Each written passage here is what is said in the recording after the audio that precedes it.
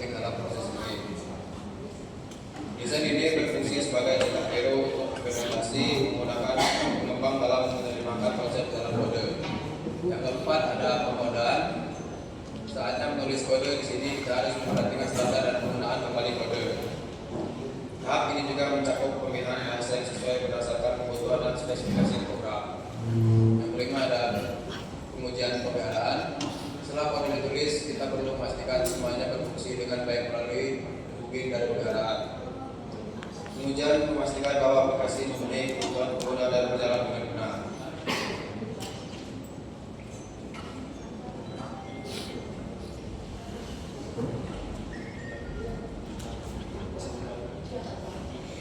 Materi ketiga yaitu proses debugging. Yang pertama ada tahap debugging awal. Setelah selesai menulis kode, debugging awal dimulai dengan memastikan tidak ada kesalahan sintaksis yang bisa menghalangi program untuk berjalan. Kesalahan sintaksis biasanya muncul karena pelanggaran aturan bahasa pemrograman seperti salah ketik, tanda yang tidak sesuai, atau penggunaan variabel yang tidak dikenal. Pesan kesalahan compiler akan menunjukkan lokasi perkiraan kesalahan di dalam kode, memudahkan programmer untuk memperbaikinya. Yang kedua, kesalahan waktu berjalan dan logika. Kesalahan waktu berjalan yaitu terjadi ketika program mencoba melakukan operasi yang tidak valid, seperti pembagian dengan 0. Program akan berhenti dan menampilkan pesan kesalahan untuk menunjukkan masalah ini. Kesalahan logika yaitu kesalahan ini lebih rumit karena meskipun program dapat berjalan, hasilnya mungkin tidak sesuai. Kesalahan logika seringkali disebabkan oleh pengguna variabel atau operator yang salah, atau masalah dalam pengaturan kondisi keputusan. Untuk menemukan kesalahan logika, programmer sering menggunakan pernyataan cetak sementara. Di berbagai titik dalam kode, pernyataan ini menunjukkan nilai variabel atau status program sehingga programmer dapat melacak titik di mana logika program mungkin menyimpang. Yang ketiga, pengujian ekstensif. Setelah debugging awal selesai, program akan diuji lebih lanjut menggunakan data uji. Data uji ini dirancang untuk mencerminkan kondisi nyata dan mencakup skenario yang tidak standar, memastikan bahwa program dapat menangani berbagai situasi yang mungkin dihadapinya dalam penggunaan sebenarnya. Yang keempat, pengujian tambahan untuk program distribusi massal. Pengujian alfa dalam kurung internal dilakukan secara internal di perusahaan oleh tim khusus, bertujuan untuk mengidentifikasi bug dan memastikan kompatibilitas awal program sebelum dirilis ke pengguna luar. Pengujian beta yaitu eksternal melibatkan pengguna eksternal yang lebih luas untuk memastikan bahwa program dapat bekerja di berbagai perangkat keras dan di lingkungan. Umpan balik dari pengujian beta membantu perusahaan dalam mengidentifikasi dan memperbaiki bug tambah serta meningkatkan fungsi program. Yang kelima, dokumentasi pengujian, yaitu dokumentasi pengembang berisi hasil pengujian, data dan catatan lain yang akan berguna dalam pemeliharaan dan pengembangan lanjutan. Yang terakhir, dokumentasi pengguna disediakan dalam bentuk panduan pengguna yang menjelaskan cara menggunakan program, termasuk perintah dan fitur yang tersedia untuk penggunaan.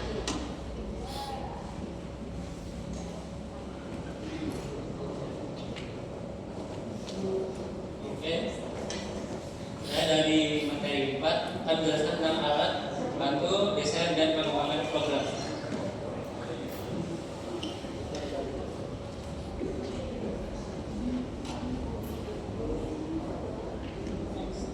Alat bantu desain program, bagian struktur,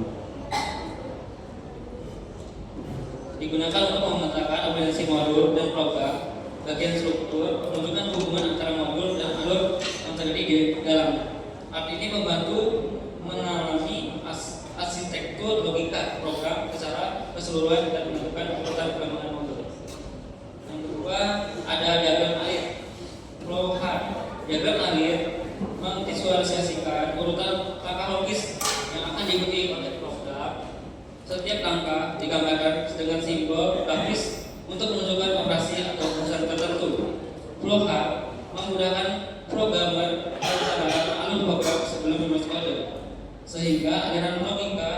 lebih mudah dipahami dan divisualisasikan. Lalu yang ketiga ada wireframe. Wireframe adalah rancangan awal antarmuka pengguna yang menunjukkan tata letak elemen lain seperti tombol dan input. Alat ini sangat bermanfaat untuk merancang aplikasi berbasis GUI agar mengalami pengguna agar intuitif dan instruktur. 4. Ada basic code menggunakan bahasa sehari-hari yang mirip dengan bahasa Inggris. Basic code mendeskripsikan nama-nama dalam logika program tanpa simbol grafis. Alat ini membantu pemrograman memahami dan menyusun alur program dengan lebih jelas sebelum kode sebenarnya ditulis. Yang kelima ada Unit Modeling atau UML. UML adalah notasi standar dalam pemrograman berorientasi objek. Dengan UML, programmer dapat membuat diagram yang menggambarkan kelas serta atribut, metode, dan hubungan antar kelas. UML sangat membantu dalam mendesain interaksi pada aplikasi yang kompleks. Lalu ada alat pengembangan program. Yang pertama ada alat manajemen siklus hidup aplikasi atau ALM. ALM mengelola siklus mengembangkan aplikasi mulai dari perancangan hingga penggantian dengan kemampuan membuat diagram dan mengaplikasikan kode otomatis. ALMS membantu mempercepat proses tanpa perlu outsourcing. 2. Ada manajemen persyaratan dan konfigurasi. Alat ini mencatat perubahan kebutuhan program selama perkembangan, memungkinkan kolaborasi yang teratur, serta melacak revisi dan keamanan file untuk menjaga dokumentasi yang konsisten. Yang 3. Ada pelacakan masalah. Alat ini memantau masalah atau bug selama perkembangan. Pelaksanaan masalah memastikan bahwa setiap bug terdeteksi, dicatat, dan diselesaikan secara efisien oleh tim. Lalu ada 4. Generator aplikasi. Alat ini dapat membuat kode atau komponen program secara otomatis. Contohnya API yang memungkinkan otomatisasi tugas-tugas berulang dalam aplikasi Microsoft Office. 5. Ada SDK, API, dan IDE. SDK memfasilitasi perkembangan aplikasi yang platform tertentu. API menyediakan interaksi dengan sistem atau perangkat keras. Dan IDE seperti Visual Studio menyediakan berbagai alat yang terintegrasi termasuk pembuatan AI dan debugger. 6. Ada bahasa pemrograman tingkat tinggi atau 3GL dan generasi keempat 4GL. Bahasa pemrograman tingkat tinggi seperti C++ atau Java bersifat fleksibel dan independen mesin. Sementara itu 4GL seperti SQL menawarkan pendekatan integrasi untuk perkembangan yang lebih cepat dan sederhana. Jadi kesimpulannya, alat bantu desain dan pengembangan program ini mempercepat pembuatan aplikasi, mempermudah pemrograman, dan memastikan aplikasi sesuai dengan kebutuhan bisnis serta teknologi terkini. Terima kasih. Baik, di sini saya menjelaskan tentang bahasa pemrograman. Ada 10 bahasa pemrograman. Yang pertama ada Fortran atau Formula Translator. Diciptakan pada tahun 1954, bahasa ini adalah yang tertua dan berorientasi pada manipulasi rumus ilmiah, matematika, dan aplikasi rekayasa, terutama dalam komputasi berkinerja tinggi seperti peramalan cuaca. Oracle mengembangkan Fortran sebagai versi modern untuk pemrosesan multicore, meskipun sekarang menjadi open source tanpa pengaruh lebih lanjut. Yang kedua ada COBOL atau Common Business Oriented Language. Bahasa ini dirancang untuk pemrosesan transaksi bisnis dan dikenal stabil untuk pemrosesan batch. Banyak organisasi masih mengandalkan program COBOL untuk perangkat lunak backend, meskipun versi baru mendukung integrasi dengan aplikasi, net, dan pemrograman berorientasi objek. Yang ketiga ada Pascal. Diciptakan untuk tujuan pendidikan, Pascal mempromosikan pemrograman terstruktur dan sangat sesuai untuk aplikasi ilmiah. Yang keempat ada Basic dan Visual Basic. Basic atau Beginner's All Purpose Symbolic Instruction Code dirancang untuk kemudahan belajar. Visual Basic versi modernnya menawarkan lingkungan pemrograman visual yang cocok untuk aplikasi interaktif Objective-C, dan F#. C adalah bahasa singkat rendah yang efisien, sementara C++ menambahkan fitur berorientasi objek. C# adalah hibrida dari C dan C++ untuk aplikasi Windows dan web. Objective-C sebelumnya digunakan untuk perangkat Apple, namun kini Swift mulai menggantikannya. F# dikembangkan untuk tujuan yang sama, tetapi dengan fitur modernisasi. Yang keenam ada Java, sebuah bahasa berorientasi objek yang sering digunakan untuk aplikasi web, Android, dan aplikasi mandiri. Java menggunakan Java Virtual Machine atau JVM untuk kompatibilitas lintas platform. Java Applet memungkinkan kode Java untuk dijalankan di browser web. Yang ketujuh ada Dart, dikembangkan oleh Google sebagai alternatif JavaScript untuk aplikasi web. Dart mendukung pemrosesan SIMD untuk efisiensi. Yang kedelapan ada Python. Python merupakan bahasa serbaguna yang populer untuk game, aplikasi ilmiah, basis data, dan aplikasi web. Keunggulan Python adalah keterbacaan kodenya yang tinggi dan banyak digunakan oleh organisasi besar dan lembaga pendidikan. Yang sembilan ada markup language, HTML, XML, XHTML. HTML digunakan untuk mendesain halaman web, sedangkan XML berfungsi untuk pertukaran data. XHTML berbasis XML, mendukung elemen HTML tetapi dengan aturan yang lebih ketat. Dan yang terakhir ada HTML5. Versi HTML terbaru ini mendukung pembuatan halaman web yang kompleks dan dinamis serta multimedia tanpa plugin, menjadikannya standar modern untuk web development.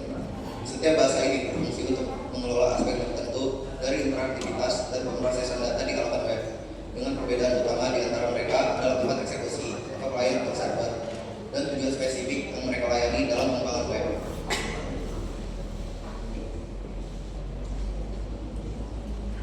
Oke, di sini saya bakal jelasin tentang script language atau bahasa script. Ini masih masuk ke bahasa pemrograman, cuman saya bakal jelasin lebih lanjut. Jadi di script language ini yaitu bahasa yang digunakan untuk menambahkan konten dinamis ke halaman web dan dijadikan sebagai middleware. Di sini juga ada script sisi client yang dimana itu dijalanin pakai browser. Sementara itu ada juga script sisi server yang dijalanin oleh server yang menghosting halaman web. Saya bakal jelasin yang 4 bahasa script ini. Yang pertama itu ada JavaScript. Ini yang paling dominan dan paling besar dan paling banyak telah dipakai di ini bahasa script. Jadi JavaScript ini dikembangin untuk konten interaktif kayak animasi, jendela pop-up, sama efek hover. JavaScript ini berjalannya pakai sisi klien. Jadi dia kodenya ini dieksekusi oleh browser web, yang dimana browser web pengguna ini nggak perlu komunikasi dengan server, yang membuatnya cepat dan responsif. Makanya banyak pengguna yang lebih suka pakai JavaScript. Untuk yang kedua itu ada VB Script, yang dimana bahasa script ini dikembangin oleh Microsoft. Tujuannya juga sama kayak JavaScript, itu untuk konten interaktif gitu juga. VB Script ini dijalaninnya oleh sisi klien sama sisi server. Tapi dia masih kalah populer sama JavaScript.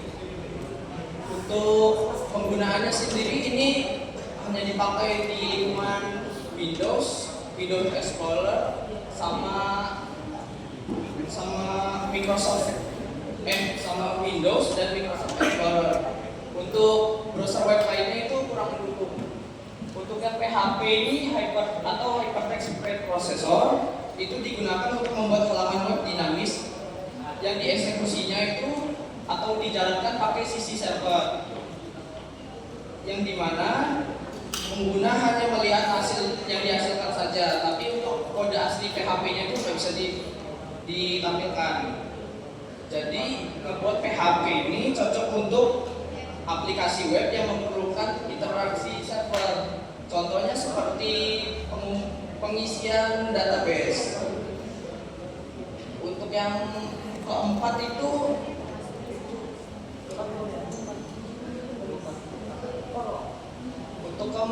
bukan PHP ya, tapi Perl atau Practical Extraction and Report Language, yang dimana dikembanginnya untuk memproses teks, Terus lama-kelamaan itu untuk penulisan skrip CGI, yang dimana CGI ini memungkinkan server web berinteraksi dengan pengguna secara dinamis.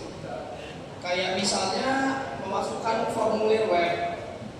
Terus Perl ini sampai sekarang masih digunakan untuk otomatisasi dan memproses teks. Cuman masih kalah sama JavaScript. Oke, sekian. Demikian presentasi dari kelompok kami. Semoga materi yang kami sajikan bermanfaat dan menambah pemahaman kita semua. Tibalah kita di sesi tanya jawab. Silakan teman-teman yang ingin berdiskusi. Kami terbuka untuk masukan, pertanyaan, atau diskusi lebih lanjut. Maka kami memberikan kesempatan kepada teman-teman untuk bertanya. Jadi saya bisa angkat tangannya. Cuman dulu satu dulu. 1, 2, 3. Oke.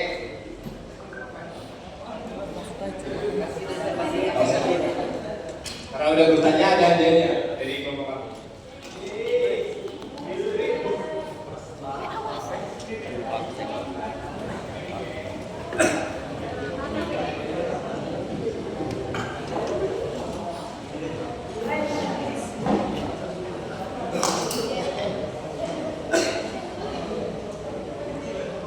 Izin bertanya tentang proses debugging tadi. Tadi kan ada pengujian ekstensif itu untuk membantu kita memastikan program dapat menangani resiko nyata, benar?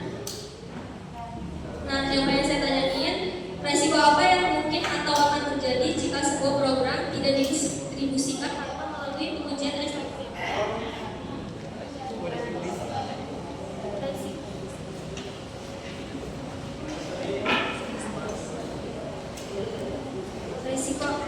Resiko apa yang mungkin atau akan terjadi jika sebuah program didistribusikan tanpa melalui pengujian ekstensif?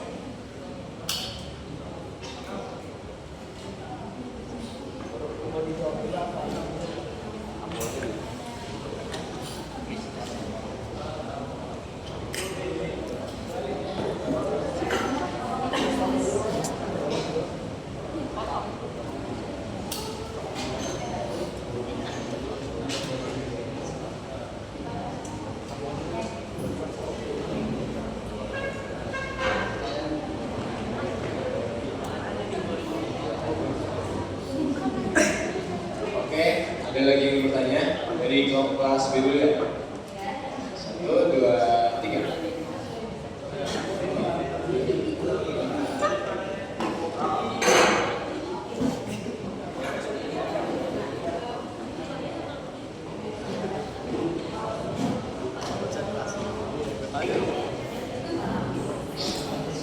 Izin perkenalkan diri, nama saya Siti Amiawat dengan PM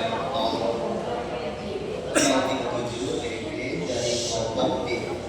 Di sini saya akan bertanya tentang mengenai bahasa pemrograman.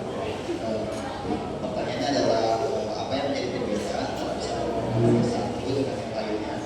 Dan menurut kalian dari bahasa pemrograman tersebut manakah yang lebih unggul dalam proses pemrograman tersebut? Terima kasih.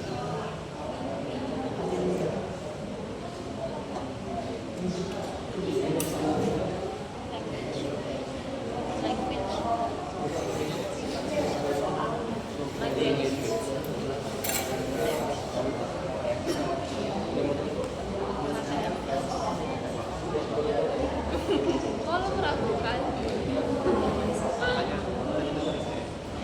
Oke, jika ada lagi yang bertanya bisa katakan